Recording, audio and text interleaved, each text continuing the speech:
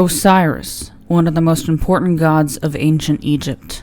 The origin of Osiris is obscure.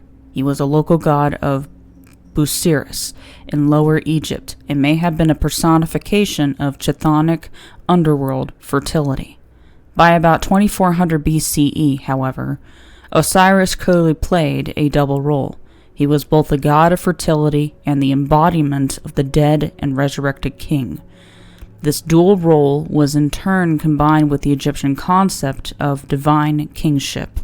The king at death became Osiris, god of the underworld, and the dead king's son, the living king, was identified with Horus, a god of the sky. Osiris and Horus were thus father and son. The goddess Isis was the mother of the king, and was thus the mother of Horus and consort of Osiris. The god Seth was considered the murderer of Osiris and adversary of Horus. According to the form of the myth reported by the Greek author Plutarch, Osiris was slain or drowned by Seth, who tore the corpse into 14 pieces and flung them over Egypt.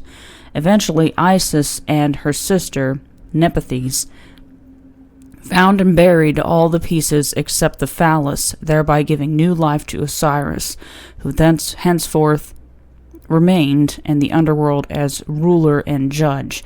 His son Horus successfully fought against Seth, avenging Osiris and becoming the new king of Egypt. Osiris was not only ruler of the dead, but also the power that granted all life from the underworld, from sprouting vegetation to the annual flood of the Nile River. From about 2000 BCE onward, it was believed that every man, not just the deceased kings, became associated with Osiris at death. This identification with Osiris, however, did not imply resurrection, for even Osiris did not rise from the dead.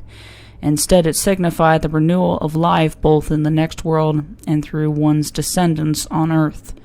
In this universalized form, Osiris's cult spread throughout Egypt, often joining with the cults of local fertility and underworld deities. The idea that rebirth in the next life could be gained by following Osiris was maintained through certain cult forms. In the Middle Kingdom, 1938, circa 1630 BCE.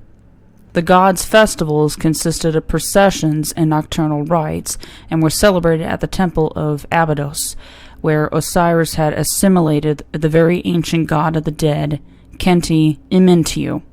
This name, meaning foremost of the Westerners, was adopted by Osiris as an epithet.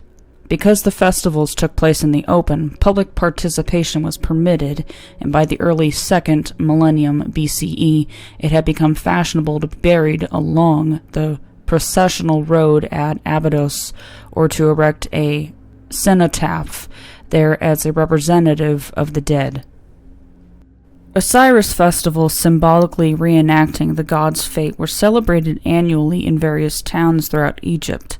A central feature of the festivals during the late period was the construction of the Osiris Garden, a mold in the shape of Osiris filled with soil.